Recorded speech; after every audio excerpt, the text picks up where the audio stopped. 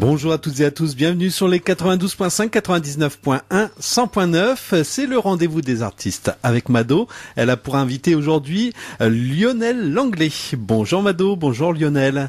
Bonjour Jérôme, bonjour Lionel, bonjour Quentin, parce qu'on a quelqu'un en plus. Et bonjour Quentin. Bonjour à tous. Alors Lionel nous a fait le plaisir de venir à Radio Puisalène. Il ne connaît pas notre radio, c'est une première. Ouais. Et il nous vient de la région parisienne. Donc bien Montreuil, au bois, c'est ça? Montreuil-sous-Bois. Sous-Bois. En fait, on dit Montreuil. Non, en parce fait. que aussi on connaît plus Montreuil-sur-Mer. Oui, dans oui, le forcément. Ouais, c'est plus votre référence. Oui. Mais moi, je savais qu'il y avait un Montreuil quand même. Et donc Lionel, c'est un chanteur, jeune chanteur, mais chanson française avant tout. Oui. Alors, je t'ai découvert sur YouTube, comme beaucoup, beaucoup dans les nouveaux chanteurs, les nouveaux talents. Alors, oui, il y a du bruit dans les studios. Ils sont pas calmes ici. Hein. Alors Lionel, la chanson française, comment tu es inspiré de la chanson française? Je vais pas te demander à quel âge tu as commencé à chanter, parce que souvent c'est la question rituelle qui revient. On en parlera au fur et à mesure. D'où cette passion de la chanson. Quel artiste tu as flashé plus ou moins? Et comment t'es venue cette idée de chanter? Comment t'es venu ce travail? C'est une idée qui a germé tout doucement. Je crois que ça vient d'assez loin. Je pense que ça vient de quand j'étais petit, où j'ai pris beaucoup de plaisir à écouter des chansons très variées. Par mes parents en fait. J'ai des souvenirs très précis en fait. J'ai un souvenir très précis, par exemple, je me revois assis devant l'électrophone, mais vraiment tout petit, à écouter. Je crois que c'était Michel Sardou. Michel Sardou, j'aimais beaucoup quand j'étais gamin. Et puis après, il y en a eu plein d'autres évidemment. Mais j'ai un souvenir précis comme ça où je passais du temps. Pour les parents qui aimaient Claude François, qui aimaient. Moi, j'ai adoré Clo-Clo, mais mes enfants, ils en font pas un cas quand même. Voilà, donc je me souviens avoir passé comme ça des moments ou en tout cas je ne sais pas si j'y passais beaucoup de temps, mais je sais que ça m'a marqué. Je sais que ça m'a marqué et je pense que ça vient de là. J'ai dû recevoir des émotions qui se sont inscrites en moi. Et puis je crois que la seule façon que j'ai trouvé de les rendre, c'est de me faire de la chanson à mon tour. Je pense que c'est ça qui s'est passé. Donc alors on va parler de Quentin qui est venu avec toi. Alors j'en profite pour le présenter en fait. Quentin, c'est Quentin Lamotta. Quentin Lamotta, c'est mon auteur. On fait les chansons ensemble. Moi je suis compositeur et interprète et Quentin fait les textes. D'accord. Et alors, là, une bonne coordination, les bonnes paroles où il faut. Oui. C'est moi, je fais de la chanson depuis longtemps. Et puis, quand j'ai rencontré Lionel, j'ai été très, très, très, très heureux de le rencontrer parce que c'est un grand interprète. C'est un vrai artiste. Oui. Donc, c'est toujours très agréable d'écrire quand on sait qu'on va être vraiment interprété, quoi. Une chanson, c'est un texte, une musique et une voix. Hein. Oui, c'est sûr. Donc, et puis c'est toujours quelque chose de vécu, de avenir ou du passé, mais ça parle toujours. Moi, je dis tout le temps, les chansons. Écoutez bien les paroles, il y a une histoire derrière, il y a quelque chose, ça parle de quelque chose. Est-ce que tu composes aussi pour tu écris pour d'autres artistes? J'ai écrit pas mal pour de jeunes artistes comme Thomas Verowski, je sais pas si vous connaissez des gens comme ça. Je connais pas. Et puis, mais j'ai écrit surtout j'ai eu plus de facilité pour des chanteurs québécois. Ah oui, j'en connais pas mal. Donc Marie-Michel Desrosiers par exemple, qui était la chanteuse de Beau Dommage. J'ai écrit un album. Ah oui. J'ai écrit pour Steve Diamond qui est très connu là-bas, en fait, etc. Mais j'ai écrit pour des artistes québécois plus facilement que pour des artistes français. Et pourquoi? Parce qu'il y a une rencontre avec ces artistes-là. Ça s'est fait assez naturellement, oui. Ça s'est fait assez naturellement. Il faut aller les chercher là-bas quand même. C'est eux qui sont venus le trouver. C'est-à-dire qu'il y avait un producteur québécois qui cherchait des auteurs en France. Donc, ça s'est fait comme ça. Ils ont rencontré 5-6 auteurs dans la semaine, dont moi, et puis ils ont décidé de travailler avec moi. Donc voilà, ça s'est fait comme ça. J'aime beaucoup, moi, les chanteurs québécois. Quand je passe alors Georges Hamel, Georges Chakiris, Patrick Normand, c'est des chanteurs québécois et j'aime beaucoup, j'aime leur voix, j'aime le style de musique qu'ils ont, du country, tout ça. Et là, on a une chanteuse que j'ai reçue il y a pas longtemps à Radio Puisalène, Marcel Alexis, qui chante en duo avec Franck Olivier, son mari. Alors, quand elle parle, hein, c'est vraiment la québécoise. Alors là, elle est super. Oui, J'aime beaucoup. Oui, oui. On va revenir à Lionel. Alors, aujourd'hui, donc c'est ton deuxième album qui est en prévision, là, qui. Enfin, non, lui, le deuxième, il est sorti. Hein, il est sorti en distribution numérique, comme on en parlait en prenant le café tout à l'heure. Et donc oui, il est sorti en distribution numérique. Il est fait. Et actuellement, en fait, on travaille en ce moment sur le prochain album, sur le troisième avec Quentin. Alors le premier, ça remonte à quand? Le premier, ça remonte à fin 2010. J'ai plus la date exacte en tête, mais c'était fin 2010, je crois. Combien de titres? C'était 13 titres, on avait fait sur celui-là. Et le deuxième, combien de titres? Et le deuxième, on a 12 titres. Oui, aujourd'hui, ça tourne entre 10, 12. Il n'y a plus d'albums avec 20 titres comme avant, ou à part des compiles, à part, voilà. Oui. Oui, oui, parce qu'en fait, c'est vrai que la plupart d'abord produire un album, ça coûte cher. Ça coûte cher. Et puis c'est vrai que la plupart du temps, on achète effectivement un album pour 3 ou 4 chansons, et c'est assez rare qu'on écoute plus. Donc c'est vrai que bon, il vaut mieux, je crois qu'il vaut mieux travailler à faire entre 10 et 15 bonnes chansons, plutôt que de faire plein de chansons pour remplir un album. Moi, en tout cas, à titre personnel, je préfère qu'on travaille comme ça. Après, bon, c'est libre aux artistes aussi de proposer. Hein. Bien sûr. Alors, comme tu disais que tu aimais beaucoup Sardou, est-ce que tu chantes des chansons de Sardou? Non, pas non. Pas de reprise.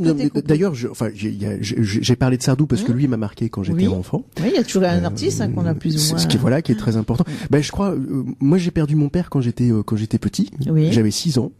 Et je crois qu'en fait, il y avait quelque chose de très rassurant dans la présence et dans la voix de Sardou, et je crois que pour l'enfant que j'ai été, ça a été relativement important. Ah oui. Je crois que ça a été assez important. Il y a quelque chose de sécurisant et de rassurant. De ce côté-là. Donc je pense que c'est ça que j'ai vécu. Et puis évidemment après j'en ai découvert plein d'autres. Hein. J'ai eu, même si je fais de la chanson française, j'ai eu une très grosse et très importante période anglo-saxonne, aussi. Qui me continue à me nourrir. Et puis je me suis ouvert à plein de musique, du classique au jazz après. Ah oui, c'est varié quand même. Ouais, je suis sorti, mais voilà, pour finalement revenir à la chanson. Ah oui. Tu joues d'un instrument? Oui, j'ai caressé l'ambition de devenir guitariste pendant quelques années. Oui. Et puis, je crois que j'étais trop paresseux pour ça, en fait. Tu le reconnais, c'est déjà bien. Alors oui, mais alors, finalement, je me suis bien fait avoir parce que je me rends compte quand même aujourd'hui que la chanson, c'est pas non plus un truc de feignasse, en fait. Donc, je me suis bien fait avoir, en fait. Donc finalement, mais bon, ça fait partie du chemin. Mon artiste a fait ce qu'il pouvait avec moi. Il faut avoir une bonne mémoire déjà, faut faire travailler les ménages quand même. Non, puis en fait, ça n'a l'air de rien, mais il y a beaucoup de boulot derrière une bonne chanson. Il y a de temps en temps, on a cette grâce et ce cadeau de recevoir des chansons sur lesquelles il y a presque rien. On la reçoit comme un cadeau, mais la plupart du temps, il y a quand même pas mal de boulot. Hein. C'est plusieurs mois de travail avant d'obtenir la chanson. Oui, parce que combien de temps pour faire l'album? Là, sur le deuxième, on a mis entre 2 et 3 ans entre les premières chansons qu'on a écrites, les toutes premières, c'est-à-dire, je parle pas vraiment du début, guitare-voix, et puis le final avec les arrangements complets qui ont été sur le deuxième album réalisé par Léonard Raponi.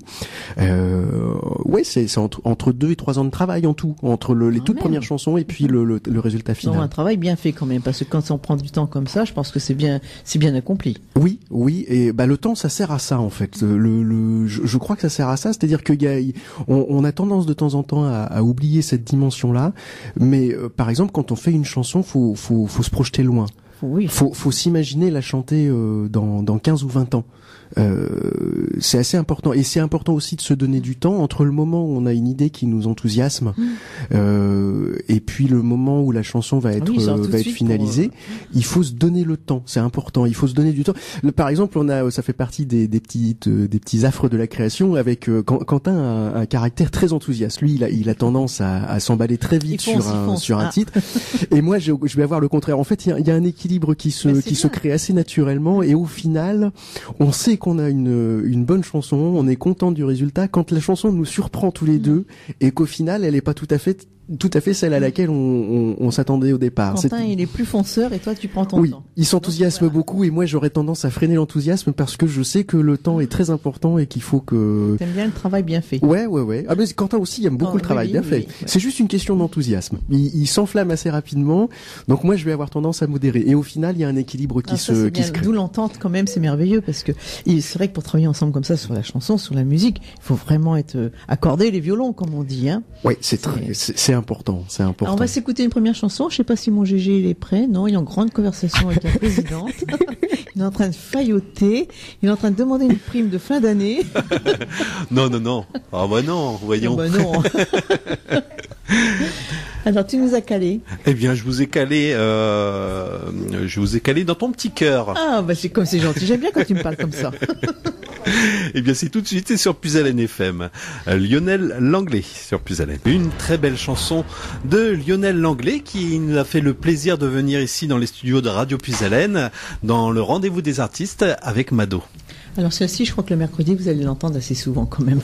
Oui, c'est vrai. Et j'aime bien, c'est pas le roulement de tambour, mais comme le roulement de tambour derrière. Oui, c'est un tambour, c'est une percussion africaine, c'est un rythme africain. Ah, très très lent, très. Je me permets juste une petite rectification parce que c'est vrai que ça a son importance pour moi. C'est Dans nos petits cœurs en fait, le titre de la chanson. Il a. Je me permets. Dans nos petits cœurs. Mais elle est très belle. Alors, qui a eu l'idée de ces paroles, de cette chanson? Alors, Dans nos petits cœurs, ça c'est une idée qui m'est venue à moi. Je me souviens assez nettement. J'étais à Montmartre, je me promenais. C'était, alors, ça n'était pas du tout ça. Ça m'est venu avec une phrase sur la mélodie du refrain. Ah oui. Ça m'est venu comme ça. Je me suis dit, c'est pas mal. J'ai appelé Quentin.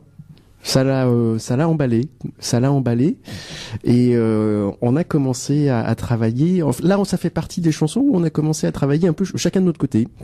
C'est-à-dire que j'ai commencé à écrire un petit peu, j'ai fait le début de la musique, et puis après, Quentin a écrit le texte, j'ai refait la musique. Voilà, la chanson c'est un petit peu construite comme ça, ouais. Ah oui.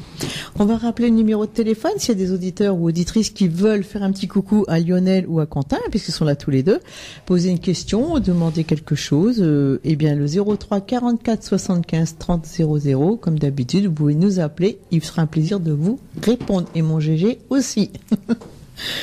Alors, tu te produis sur des scènes, tu te produis un peu, je pense un peu partout maintenant.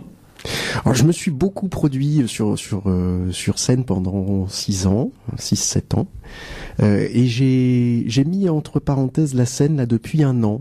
Un petit peu plus d'un an, je vais reprendre des concerts cette année, parce que j'avais le sentiment qu'il était important pour moi d'un petit peu moins chanter pour travailler sur de nouvelles chansons. J'ai eu ce sentiment qui est venu progressivement, et donc j'ai écouté ça, parce que ça fait aussi partie je crois du travail des artistes d'être à l'écoute à l'intérieur, parce que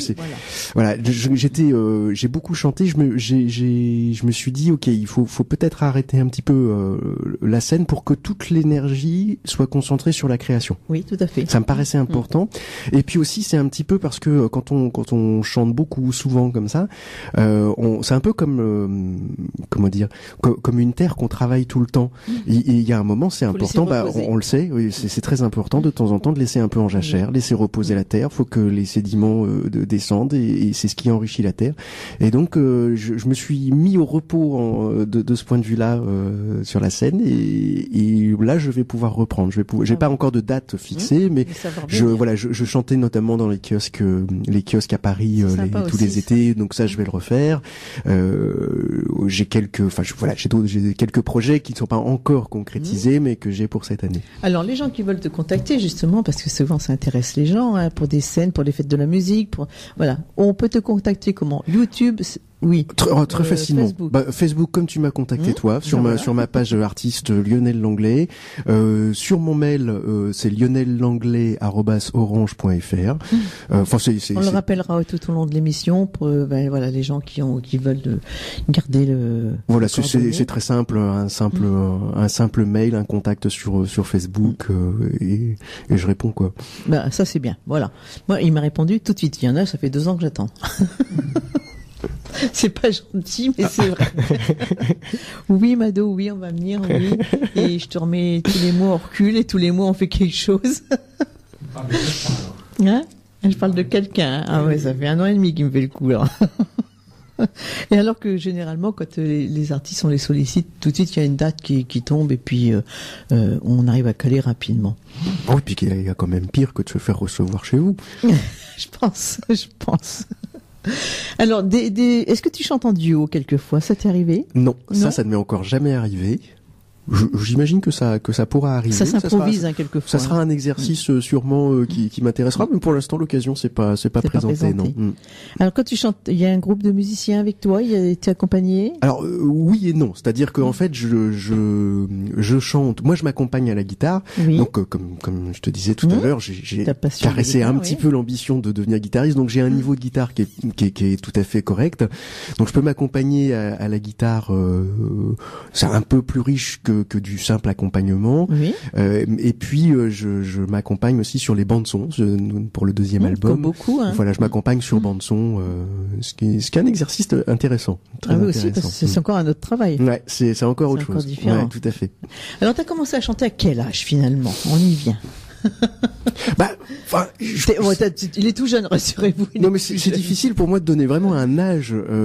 C'est-à-dire que le projet tel qu'il est là, j'ai chanté un peu avant, mais parce que je faisais comme la plupart des gens, enfin des reprises, Non, mais des là, petits trucs, vraiment, mais pour moi quoi. Tu as fait des CD quand on va dire en professionnel aujourd'hui. Alors disons, moi là-dessus, moi je dirais semi-professionnel parce que je me considère pas encore au stade professionnel, c'est-à-dire celui où je ne ferai que ça et je pourrais gagner ma vie avec ça. Tu n'en vis pas pour l'instant, je n'en suis pas là, mais par contre, j'utilise plutôt le terme semi-professionnel en ce qui me concerne. Mais j'ai commencé avec la rencontre avec Quentin. J'avais commencé à écrire d'abord moi quelques chansons de mon côté, et puis je suis venu à Paris à l'occasion d'une opportunité professionnelle, oui. en me disant vaguement, bah tiens, c'est peut-être l'occasion de faire quelque chose avec les petites chansons que j'ai écrites. Et donc en arrivant sur Paris, j'ai commencé à regarder un peu comment ça se passait. Je connaissais rien du tout, donc j'ai commencé à regarder les quelques endroits où on parlait de chansons, etc. Bien Et puis sûr, oui. un jour, je découvre un endroit qui s'appelle la Balle au Bon. C'est une péniche, et je vois que on fait de la chanson.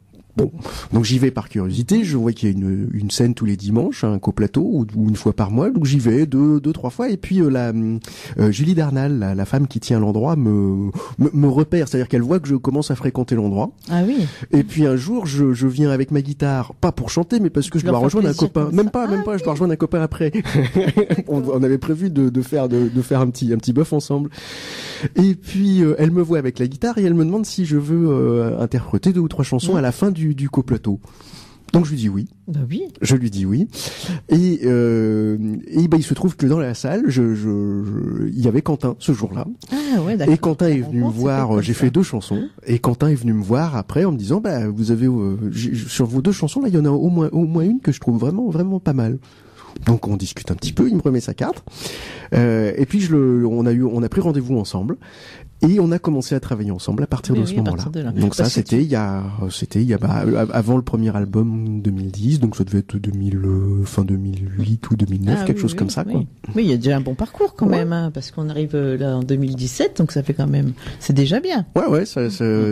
Alors autrement, tu n'es pas de Paris, tu es de région de Normandie. Oui, je suis né en Normandie à Louviers. Ah, d'accord. Parce que, alors j'ai mon ami Marco, là, de Marseille, qui est tombé du lit ce matin pour m'écouter. Il est à Marseille maintenant, mais c'est un vrai Normand aussi. Il revient souvent en Normandie. D'ailleurs, il va venir au mois d'avril. Et puis, bah, il est du côté de Rouen par là. Il est de Normandie. Oui, aussi. d'accord. Et lui, il chante, du Enrico Macias, on va dire, mais ses propres chansons aussi, hein. D'accord. Oui, je suis né en Normandie.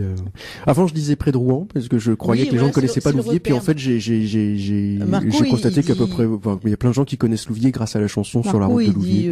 Il dit Rouen, mais je suis sûr qu'il est un bled à côté, hein. Ouais. Ça lui va peut-être appeler tout à l'heure. Et Quentin, toi, tu es vraiment de Paris alors, non? Non plus. Je suis de Nevers au départ. Après, je suis allé à Rouen et après, je suis allé à Paris. Parce que moi, je veux tout savoir. Hein. Mais j'habite Paris depuis 40 ans. Ah, quand même, oui. Enfin, un peu moins, 30 ans. Oui, mais c'est quand même pas mal. Je suis de Nevers, autrement. Parce qu'on a reçu, on l'a eu dans les studios, on l'a eu à l'anniversaire, un qui est souvent, qui est d'Ardèche, mais qui est souvent à Paris, c'est Alain Turban, qui chante beaucoup à Montmartre. Oui. C'est un grand artiste aussi, c'est vrai que c'est quelqu'un de formidable. Hein. Oui. Est-ce que tu as rencontré d'autres artistes, tu as fait des premières parties d'artistes professionnels? Alors d'artistes connus actuels, non, j'ai pas fait de première partie, non. C'est souvent on prend des jeunes, des régionaux, des chanteurs qui commencent et on les prend dans les premières parties de. Oui, non, je suis pas passé par ce genre de circuit pour l'instant. Petit GG me fait signe qu'on a un appel. Oui. Oui. Alors, c'est un Normand de Marseille. Qui a entendu l'appel de Mado. Bonjour mon petit Marco. Salut les Normands. Moi je lui dis mon petit Marco, mais il faut au moins 2 mètres. Hein. Rassurez-vous, il est très grand. 1m86. Oh là là, j'étais pas loin.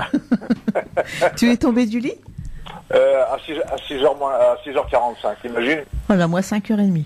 Je commence à faire fort. Mais ça fait plaisir d'entendre Lionel et de savoir qu'il est de Louviers, parce que je connais bien cette région-là, Louviers. Alors moi, quand je dis de Rouen, je suis de Rouen. Par contre, j'ai grandi à Grand-Quevilly. Ah oui, d'accord. Là je connais, là je connais. Oui, mais j'ai Voilà. vécu quelques années à Grand-Quevilly. Ah ben, moi, j'étais dans le vieux bourg de Grand-Quevilly. J'étais scolarisé dans les années 63 à l'école Jean Jaurès. Voilà. Après, tu connais bien Rouen? Oh, moi j'y ai vécu en tout, j'ai dû y vivre 5-6 ans, un peu plus. D'accord. Alors pour la petite histoire, je suis le précurseur de la livraison à domicile sur Rouen Gauche. Ah bon? Parce que dans les années 92, quand j'ai créé Allo Couscous, Ouais. qui est sur la rive gauche, Ouais. qui est dans le rue Pavé, qui s'appelle le Soleil du Maghreb maintenant. Ouais. Voilà. À l'époque, le monopole de la pizza, c'était de la livraison de pizza, c'était Pizza Hut. Ouais, d'accord. Et c'était à la Croix et la Bannière pour se faire livrer sur la rive gauche, qui était très animée la journée. Ouais. Et lorsque moi j'ai eu, donc personne ne voulait livrer le soir, c'était snobé. Et lorsque j'ai créé donc en fin 92 Allo Couscous, moi j'ai vraiment cartonné. D'accord. Et par la suite, donc Pizza Hut est venu livrer, Ouais. et d'autres sont venus se greffer, sont venus s'installer. Donc Cocorico, je suis l'initiateur de la livraison à domicile de plats cuisinés sur la rive gauche. D'accord. Mais ça, je l'ai appris en 2011, en 2012, quand je suis venu à Rouen, lors d'une remise de récompense par la mairie de Rouen aux commerçants de Rouen. J'ai des collègues au maire de Rouen qui disaient, mais en fait, on parlait de toi il n'y a pas très longtemps, et c'est eux qui m'ont appris. Bon, voilà quoi. Et Louviers, je connais bien, parce que quand je travaillais comme électricien, j'ai câblé toutes les armoires électriques de la prison de Louviers. Ah, je connais pas les codes pour s'enfuir. Hein. Ouais, tu sais Marco que moi j'ai une formation d'électricien et c'est grâce à cette formation qu'aujourd'hui je gagne correctement ma vie en fait. Ah oui. Bah, écoute, c'est formidable. C'est formidable. Moi, dans le domaine technique aussi, hein, j'ai voyagé pas mal. Avant de créer le couscous, j'étais à mon compte, mon bureau d'études, tout ce qui est automatisme industriel, production hydraulique, pneumatique, régulation et tout ça. Ouais. Et voilà, donc j'ai vendu en 98 et je suis à Marseille. Donc je suis comme toi. C'est pour ça que j'écoutais avec beaucoup d'attention ce que tu disais avec ton auteur. Je trouve que c'est formidable que vous puissiez travailler ensemble parce que c'est pas évident. C'est pas évident quand on est compositeur, on trouve pas toujours le texte qu'on pourrait adapter par émotion à la musique. Mmh. Et il est vrai aussi pour l'auteur que c'est difficile de confier un texte à quelqu'un qui ne va pas forcément coller une musique qui va lui faire ressortir l'âme que veut donner l'auteur au texte. Si vous arrivez à faire ça, c'est formidable. Mais je crois ça fait partie des choses. En fait, aujourd'hui, moi j'en suis parce qu'au départ j'avais commencé par écrire. C'était auteur, compositeur, interprète, et ça m'a été un peu difficile. Je le cacherai pas de laisser Quentin écrire mes textes. Il y a eu quelques difficultés. Ouais. Et aujourd'hui, c'est un pas que je suis très heureux d'avoir franchi parce que je peux pas dire que j'ai pas du tout de talent d'auteur, c'est pas vrai. Mais Quentin a en plus du talent, il a en plus le métier. Il a 30 ans d'expérience d'écriture que moi je n'ai pas. Et donc on est arrivé à des textes d'une qualité de texte que moi je n'avais pas l'expérience suffisante pour atteindre. Et je crois que la chanson c'est quand même quelque chose. Enfin, l'art en général, mais la chanson qui est un art très populaire, ça doit être exigeant. On doit mettre une exigence assez forte, et il était important d'avoir des chansons qui soient fortes aussi bien sur le texte que sur la musique. Et ce que je n'ai pas fait sur les textes, finalement, je me suis concentré sur la musique. Et aujourd'hui, je crois il me semble qu'aujourd'hui, en faisant comme ça, en travaillant comme ça, moi et Quentin, on fait des chansons qu'on n'aurait pas fait si on avait travaillé chacun de notre côté. On fait des chansons qui vont plus loin que ce qu'on aurait fait si on avait travaillé tout seul de notre côté. Et je suis heureux d'avoir finalement accepté de faire comme ça. Ben, c'est formidable, félicitations. En tout cas, moi, je vous souhaite bon succès, hein, bonne route, hein, plein de bonnes choses à venir, et il y a pas de raison, hein, quand on fait les choses moi j'aime pas dire sincèrement parce qu'on n'a rien à vendre, je veux dire, mais par émotion, parce que c'est plus un message en fait, hein, et quand on ne n'est pas auteur ou on ne n'est pas compositeur, on est avec une sensibilité oui. qui se développe au hasard du temps. Oui. Quand je te regardais tout à l'heure, quand j'écoutais tout à l'heure, tu disais, tu te promenais à Montmartre et le texte est venu, c'est comme ça que ça vient, quoi. Oui, tout à fait, c'est exactement ça. Donc y a pas de. Eh ben, félicitations parce que c'est ton émission, c'est pas la mienne. Hein, c'est quand la tienne, Marco? On va y arriver, Mado. En 2017, c'est sûr. Hein. En 2017, on va y arriver avec grand plaisir. Et puis, moi, je suis ravi d'entendre un Normand. Et puis, bien qu'effectivement, je suis à Marseille, mais mon cœur reste toujours normand. Absolument. Eh bien, merci beaucoup, Marco, pour cet échange. Gros bisous, et puis tu nous envoies un peu de soleil. Et au plaisir, à Rouen ou à Louviers. Avec joie. Et si un jour tu descends à Marseille, écoute, tu es le bienvenu. D'accord, voilà. ça marche. Merci beaucoup, Marco. Merci pour ton appel, Marco, et gros bisous, à très bientôt. Bye bye. Bisous. Alors, si vous voulez faire comme Marco, pour poser une question, discuter un petit peu avec Lionel, 03 44 75 30 00. Il faut oser, parce que des fois les gens, j'aurais bien voulu appeler, mais j'ai pas osé. Mais je veux pas parler en direct, mais il faut oser. On vous voit pas en direct, on n'est pas à la télé, il y a pas de souci.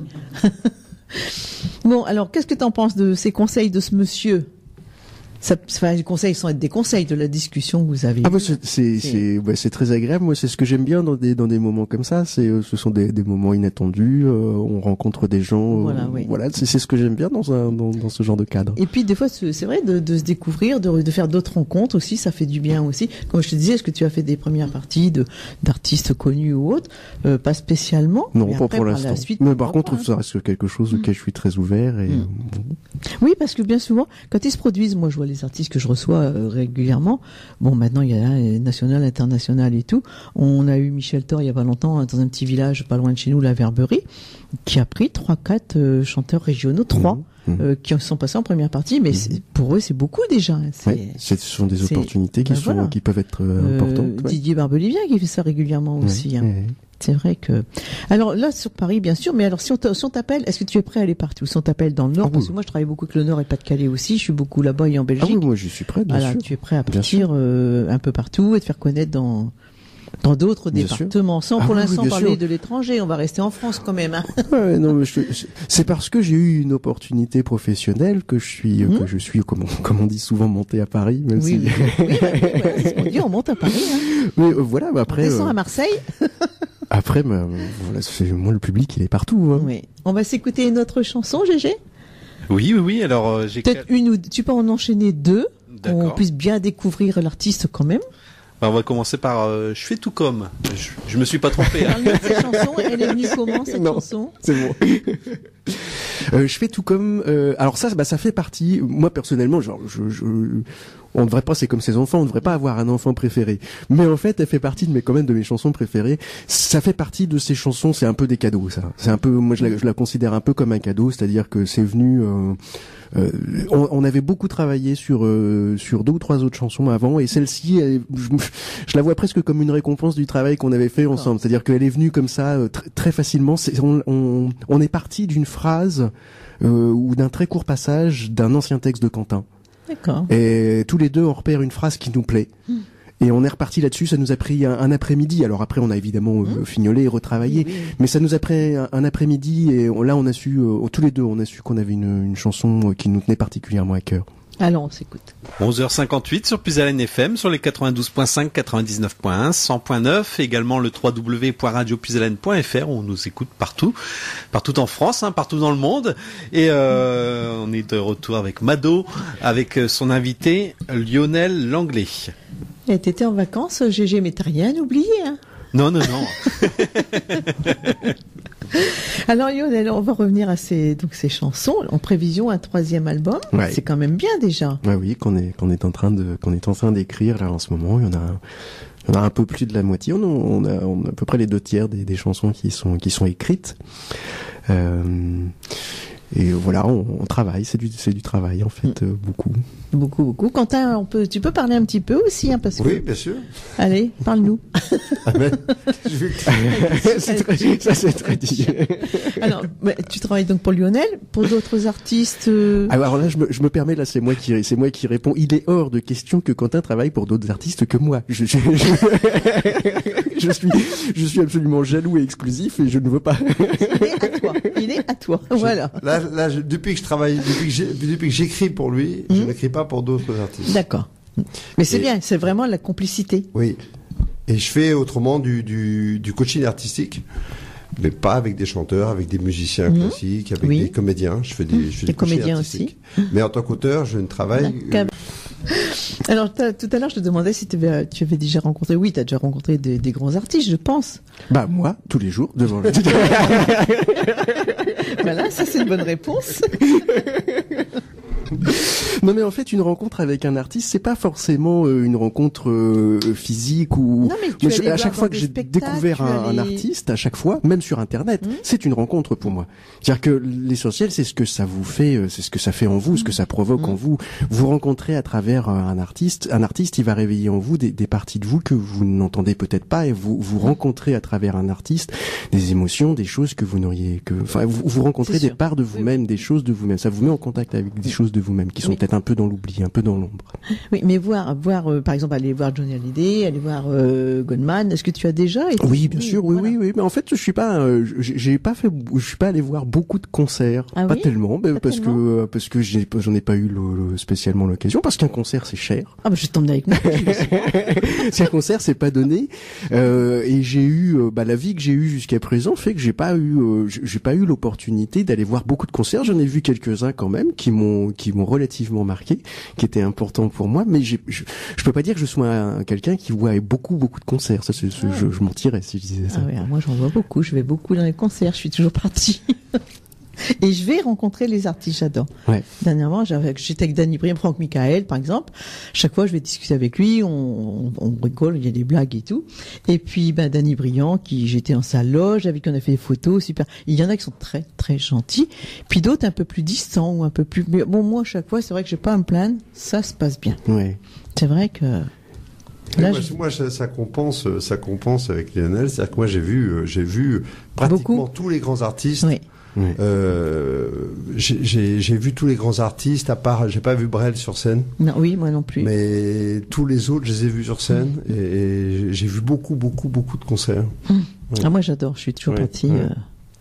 Entre les chanteurs régionaux, puisque je les suis, régionaux maintenant, même l'ami Bernard Bourgeois, là, qui est un petit peu chouchou dans mes émissions, qui est quand même international, parce qu'il fait des croisières, il va chanter à l'étranger aussi beaucoup maintenant. Ces chanteurs-là, mais aussi bien, je suis allé voir Michel Delpech, j'ai eu l'occasion de le voir 2 fois. J'avais été déçu, c'est pas grave, je l'ai vu quand même. Et puis Johnny, je l'ai vu il y a pas longtemps, et j'adore aller les voir, c'est vraiment une passion chez moi, les artistes. D'ailleurs, c'est un artiste, on va le rencontrer sur scène. Oui. Bien sûr, les chansons, c'est important de les écouter, mais quand on a vu l'artiste sur scène, on n'écoute plus les chansons de la même manière. Alors c'est ce que je dis tout le temps, parce que nous, quand je vais voir les artistes, je dis tout le temps, bon, par exemple, un artiste que je connais pas, il m'envoie son album. Alors, je te connais pas, tu m'envoies ton album, je l'écoute, et je vais te voir sur scène. Oui. C'est tout à fait différent. J'ai une autre image. Absolument. C'est vraiment, c'est ce qui s'est passé avec beaucoup d'artistes régionaux du Nord, Pas-de-Calais que j'ai reçus. Et puis ils sont venus me présenter leur album, et puis on a sympathisé, on passe à la radio et tout.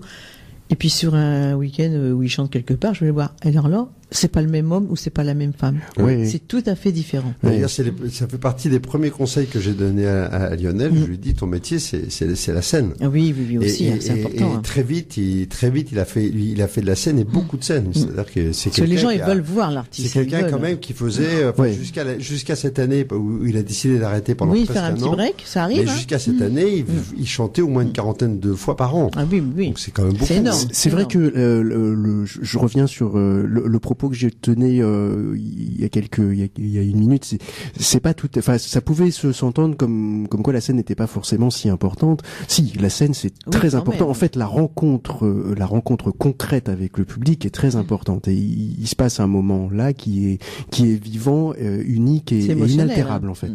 Donc non, c'est très important. Par contre, ce que je vais me permettre de préciser, ça ne veut pas dire que parce qu'on ne rencontre pas physiquement l'artiste, il ne se passe rien.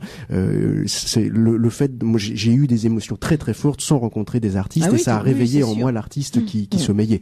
Donc voilà, mais la scène c'est primordial, et c'est vraiment une rencontre tout à fait unique. Mais c'est bien comme tu fais là, tu dis bon, je me donne un an, je refais un album, je prends du temps, et revenir que mieux encore. Ah oui, je crois. Enfin, en fait là j'ai respecté une impulsion intérieure.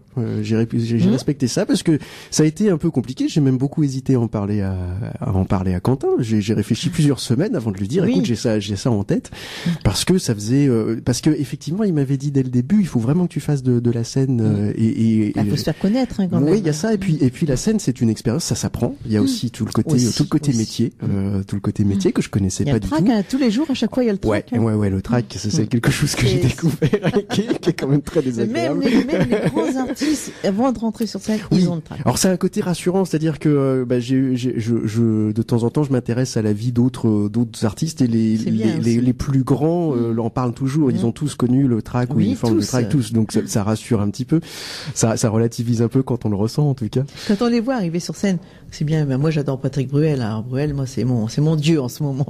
Mais Patrick il arrive, et quand il dit lui qu'il a le track, on a du mal à le croire. Ouais. Parce que quand on le voit arriver, qu'il est l'euphorie et tout, mais après il est pris dans le public, il est pris dans le groupe, il y pense plus. Mais en fait, il connaît ça quand même. Voilà. Il y avait Gilbert Bécaud qui est un artiste qui, en fait, pendant longtemps, au tout début, pendant les tout premiers mois, les 2 premières années, souvent on me comparait à Brel. Ah oui. Dans la fougue, dans l'interprétation très forte que je faisais sur scène. Oui. Et puis un jour, on en parle avec Quentin, et Quentin n'était pas tout à fait d'accord. Il voyait ce côté-là, le côté Brel qui pouvait y avoir. Et puis un jour, il tombe sur une vidéo de Bécaud, et il me dit non mais en fait, ta famille artistique, c'est Bécaud. Et il m'a montré, effectivement, j'ai reconnu, j'ai compris ce qu'il voulait dire par rapport à. Ce qui est drôle d'ailleurs, c'est que suite à ça, il se trouve, par une suite de coïncidences, que son 2e album a été orchestré, arrangé par Léonard Aponi, qui était le chef d'orchestre de Bécaud. De Bécaud, ah oui. Oui. Donc c'était assez drôle ça. Mais c'est lui qui a arrangé, réalisé son 2e album. J'ai reçu il y a 2 mois à peu près Kevin. Kevin, il a 20 ans. C'est un petit jeune du Pas-de-Calais. Je l'ai découvert avec Laurette Goubel qui chante du Piaf et qui a aussi ses propres chansons. Et Kevin, il s'est inspiré de Bécaud. Mais alors piano et tout, hein. Alors, cravate à pois, costume bleu et tout. Mais alors on l'écoute, on dit c'est Bécaud, hein. Ah oui. Parce que bon, il y a beaucoup de chanteurs qui vont chanter. Il y a Florent Pagny qui vont chanter Sardou, qui vont chanter des imitateurs. Oui. Mais alors là, à fond dedans. Et moi, je l'ai découvert sur scène. Pareil, je l'avais vu comme ça. Il a chanté avec Laurette dans une église. Mais alors la voix, mais Bécaud à fond. D'accord. J'ai dit qu'est-ce qui t'a inspiré chez Bécaud?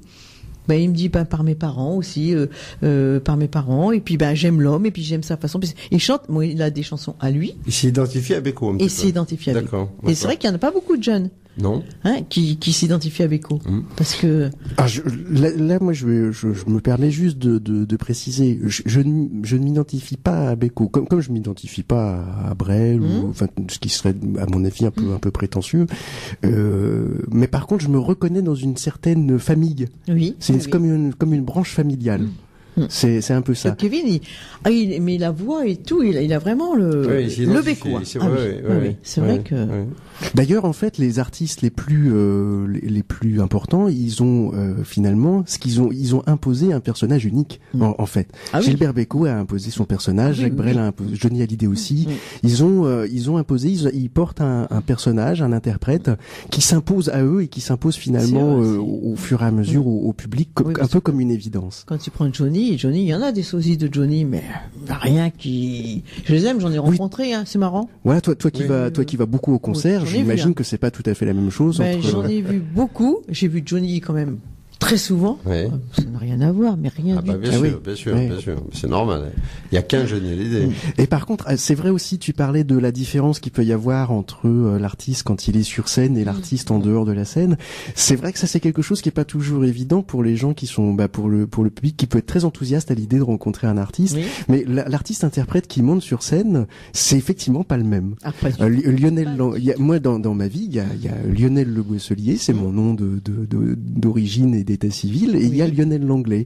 Les deux sont vrais, mais Langlais, alors ça vient du nom de jeune fille de ma mère. Oui. Et puis on cherchait un nom de scène parce que c'était, on pensait que c'était important. Et puis ça s'est posé assez naturellement. En fait, il y a un jour un ami, voilà, ça colle très très bien. Et, ça me semblait important de garder le prénom, Lionel. J'aimais ce prénom. Je me voyais pas trop m'en passer. Et puis l'anglais, ça s'est imposé très naturellement. Et quand on a vu le jeu, en plus avec la chanson française, ça nous a beaucoup plu que je m'appelle l'anglais. Donc voilà, c'est venu comme ça. Et on a juste réorthographié l'anglais comme un anglais, tout simplement. Est-ce que tu as fait des concours de chant? Oui, j'en ai fait un petit peu. J'ai fait alors j'avais fait le prix Georges Brassens il y a 2 ans, que j'avais gagné le prix du jury. J'avais fait un concours à Clermont-Ferrand, le tremplin Carrefour de la chanson. Voilà, j'ai participé à 2 ou 3 concours comme ça. Ça c'est bien aussi. Ouais, c'est des expériences qui sont vachement intéressantes parce que on rencontre. D'abord, on est dans des conditions de scène qu'on n'a pas si souvent parce que ce sont des conditions très très professionnelles souvent. On rencontre pas mal d'autres artistes qui font d'autres genres de musique ou de chansons. Et puis on est en contact, on a l'opportunité de croiser du public qui peut se compter entre 200, 300, 400 personnes. Chose que sur sa propre notoriété à ce moment, on n'est pas forcément capable de rassembler comme ça.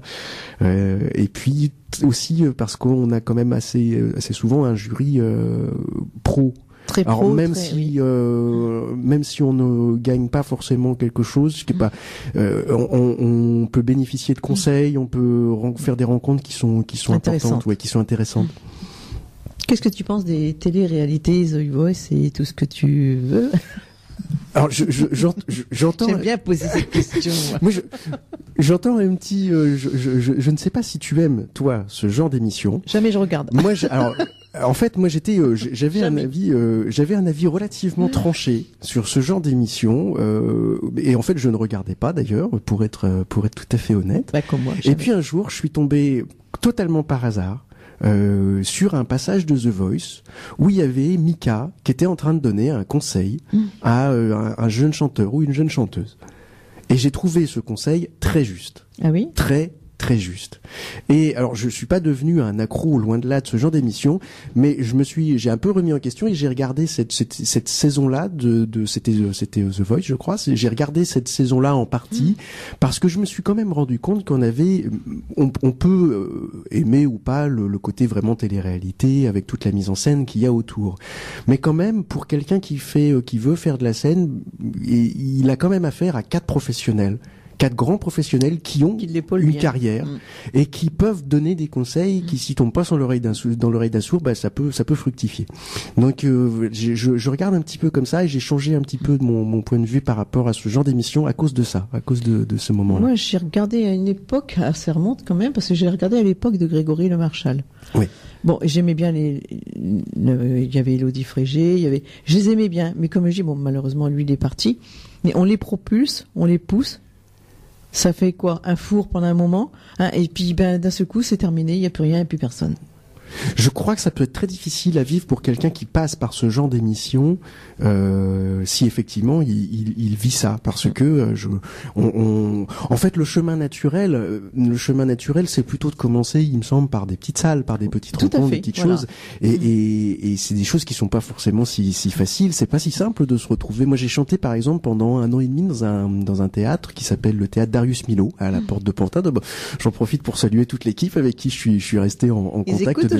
Je sais pas s'ils écoutent, mais en tout cas, ils vont faire partie des gens avec qui je vais partager l'émission. Et j'ai chanté pendant 1 an et demi, tous les samedis là-bas. Donc c'était une petite salle, il y a une salle d'une 30aine ou 40aine de places. Mais c'est bien. Et j'avais, en fonction des jours, il m'est arrivé de chanter devant 2 personnes ou de chanter devant 40 personnes. Et c'est relativement, ça peut être un peu difficile comme exercice, mais en fait, l'énergie que ça demande pour emporter le public lorsqu'il y a a 10 personnes, elle est beaucoup plus intense. Ce sont des très grandes expériences. Et quelqu'un qui fait le contraire, qui commence par être devant de la télé avec des plateaux de milliers de personnes, des applaudissements qui sont commandés, s'il se retrouve devant une salle de 50 personnes, qui est quand même, la plus grande partie des artistes connaissent ça en fait, et ben là il se prend une sacrée gamelle. Et c'est très très dur. Donc je crois qu'il vaut mieux faire le chemin inverse. Et voilà, je crois que c'est un petit peu ça le piège, c'est le côté illusion qu'il peut y avoir. Et c'est vrai que beaucoup d'artistes que j'ai reçus, comme des professionnels aussi, des grands qu'on a reçus ici, et qui disent non, c'est les vendre, hein, c'est les pousser, puis d'un seul coup, ils tombent de haut parce qu'il n'y a plus rien, tout s'arrête. Et puis il y a surtout, je crois, ça entretient une confusion, c'est-à-dire que un grand chanteur, un très bon chanteur, n'est pas forcément un artiste. Et c'est pas la même chose. Oui, c'est pas la même chose. Il y a l'artiste. Vous avez des gens qui chantent très très très bien, mais qui sont pas pour autant des artistes. Oui. Un bon chanteur n'est pas forcément un artiste. D'ailleurs, en France, nos plus grands artistes qui chantent, ce ne sont pas des très bons chanteurs, en réalité. Vous savez, donc c'est pas la même chose. Il y a la différence, hein, quand même. Voilà. J'entendais Michel Jonas qui disait il y a pas longtemps, lui il donne de temps en temps comme ça, il a il donne des masterclass, on appelle ça. Bon, et il disait aujourd'hui, comparé à ma génération, il disait on a plein de jeunes de 20 ans qui chantent incroyablement bien. C'est-à-dire qu'ils savent, tout le monde ils chantent. Il y a des bons. Ils ont un sens du rythme spontané. Ils ont vocalement, ils savent tout faire, mais ils sont pas connus. Est-ce que artistiquement c'est intéressant? Voilà. C'est ça qui est très compliqué. Il y a une confusion là. On peut être un très bon chanteur et pas être un grand artiste. Être un grand artiste et pas forcément un très bon chanteur. Moi, ce que je dis souvent dans les interviews et à chaque fois pratiquement je le répète. Aujourd'hui, j'ai tout le monde chante et n'importe quoi. Et bien souvent, que des reprises. Tu vois, je t'admire parce que c'est tes chansons, c'est tes propres chansons. Et je dis tout le temps aux artistes, ayez. Et Jamy, qui m'a composé ma chanson à moi, il me dit, j'admire quand tu dis ça, Mado. Je leur dis tout le temps, ayez votre propre personnalité. Oui, bien sûr. On aime les chansons d'avant, on les aime beaucoup. Moi, perso, j'en passe là, c'est normal. Oui. Les années 70, 80, c'est quand même des belles musiques. Mais aujourd'hui, les jeunes, ils arrivent tous avec des reprises. Et c'est toujours les mêmes reprises qui reviennent. Bien sûr. Alors qu'il y en a d'autres à côté qui pourraient être très belles. Ouais. Et là, tu arrives toi avec tes chansons, tes interprétations, c'est à toi, c'est personnel. Oui. Et ça, j'admire, tu vois. Mais c'était important parce que en fait la reprise, c'est pas dans la plupart des gens qui ça fait partie du jeu. Ça fait partie du jeu, puis ça fait partie de ces choses qui nous amènent vers notre artiste aussi, vers ce qu'on a envie de faire en fait. Oui. On découvre à travers les chansons des autres ou les œuvres des autres ce qu'on a envie de provoquer comme émotion, quel genre de chanson on a. C'est ça qu'on découvre. Mais après, effectivement, je crois que c'est important de se faire son répertoire et d'avoir de le faire avec sa personnalité. Oui, je crois que c'est ça qui compte. On va s'écouter une autre chanson, mon GG. Oui. Alors j'ai calé Tu fais la vie. Ah, il l'a bien dit. Eh bien, c'est Lionel Langlais qui est dans les studios de Radio Plus-Haleine dans l'émission Le Rendez-vous des artistes avec Mado. Il est en compagnie de Quentin. Alors, Lionel Langlais, rappelez-vous bien de son nom quand même. Vous pouvez le retrouver sur YouTube parce qu'il y a ses chansons. Moi, je les partage régulièrement. On va rappeler le site si les gens veulent te contacter. Alors, le site, c'est lionellanglais.com. L'adresse mail, lionellanglais, comme un anglais, @orange.fr. Et puis, là où je suis le plus présent et le plus actif, c'est ma page Facebook. Ma page Facebook, Lionel Langlais. Où il partage des chansons, des vidéos, et puis on peut le retrouver régulièrement. Ouais. Je vois que en ce moment, tu en mets quand même assez souvent. Hein. Oui, je partage c'est régulièrement. Donc les chansons que vous avez diffusées, en fait, on a réalisé des clips dessus. Ça nous paraissait important. En fait, aujourd'hui, avec Internet, c'est important d'avoir de la vidéo. Et on voulait pas faire de la vidéo juste pour de la vidéo. C'est vrai que sur cette chaîne YouTube, il y a 7 clips aujourd'hui qui tournent. Voilà, donc on s'est attaché à faire des clips pour une bonne partie des chansons du deuxième album qui sont sur ma chaîne YouTube. Alors comment ils peuvent se procurer cet album? Alors l'album, il est en distribution numérique uniquement, donc il est sur toutes les plateformes, les grosses plateformes de distribution, enfin les grosses et les petites d'ailleurs, et puis sur les plateformes de streaming. D'accord. Et vous n'aurez pas sa photo. Si vous voulez le voir, il faut venir à Radio Plus-Haleine. Il y a pas mal de photos sur non, mais Facebook. Sur la pochette, il n'y a pas de pochette. Non, il n'y a pas de pochette. Oui, mais il n'y a pas la pochette physique, mais il y a quand même la pochette, il y a quand même ma trombine sur le... pour celles et ceux qui y seraient attachés. Ah bah oui, quand même. Alors je crois qu'on a fait le tour, Lionel. Est-ce que tu as des... Bon, il n'y a pas de date de concert pour l'instant. Non, pas pour Alors l'instant. par contre, tu es prêt à refaire de la scène. Donc s'il y a Exactement. des gens qui veulent des producteurs, des organisateurs de spectacles pour des soirées privées, tu fais aussi des soirées Bien sûr, privées. bien sûr. On commence à chercher des dates pour l'année 2017 pour qu'ils puissent tourner en France. Donc au contraire, bien sûr, et y compris pourquoi pas ce qu'on appelle maintenant des concerts d'appartement. Voilà, choses comme ça, oui, bien sûr. Et t'as déjà fait d'autres radios avant Radio Puisalène? Oui, j'ai fait des radios, des radios locales. Notamment en Gain, je me souviens. Oui, alors ok. j'ai pas retenu tous les, mais j'ai fait des radios. Est-ce oui, que tu as déjà rencontré l'ami Eric Morena? Non. Non, parce Non. qu'il est de par là, lui. Hein. Non, je ne le connais pas. Il est venu là, il est D'accord. sympa, il est adorable. Alors Eric, c'est pareil, c'est un grand artiste, hein. Mais alors qu'est-ce qu'il est gentil. Puis Lionel, donc Lionel qui l'accompagne régulièrement, qui est son producteur, son D'accord. manager, enfin, qui s'en occupe beaucoup.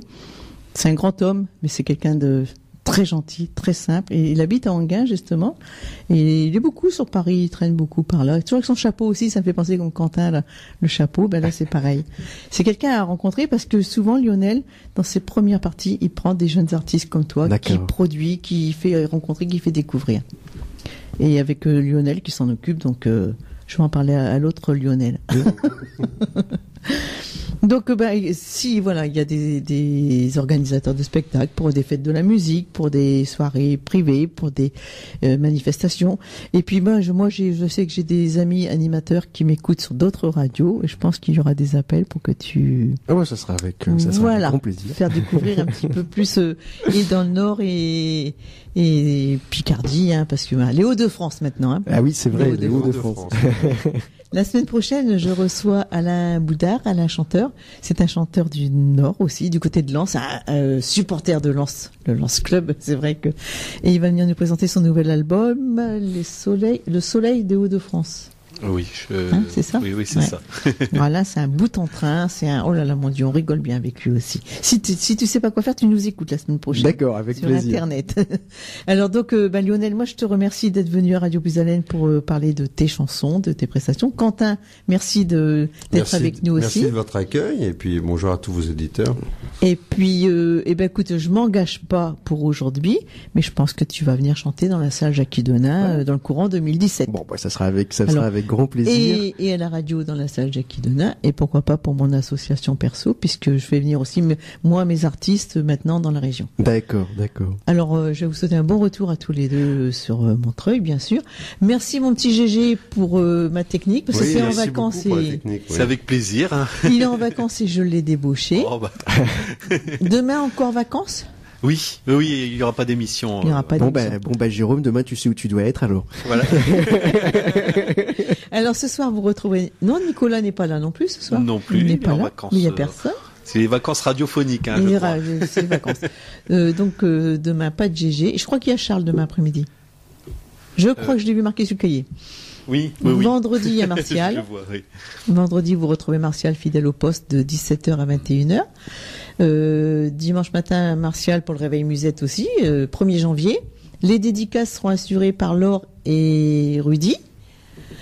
Alors, Rudy et Laure, on va dire, comme ça. Et puis, après, je pense que tout le monde va reprendre ses habitudes, hein, Oui, à partir de la semaine à partir de prochaine. lundi. Bon, moi, mercredi, 9h, s'il n'y a pas de neige. Et avec, donc Alain, à partir de 11h. Et toi, mon petit GG, Jeudi prochain, pour l'ambiance du soleil, hein, dans la grande matinée. Donc, de 9h à midi. Voilà. Alors, bon appétit à tous si vous êtes à table. Salut, bye bye. Bon retour Lionel, bon retour Quentin. Merci. Et puis, à très prochaine. Juste un mot pour vous remercier pour l'invitation et puis un petit coucou à tous vos auditeurs à travers vous. Et puis, ils vont découvrir au fur et à mesure à Radio Puisalène la voix de Lionel Langlais. Merci GG. Salut, bye bye. Au revoir.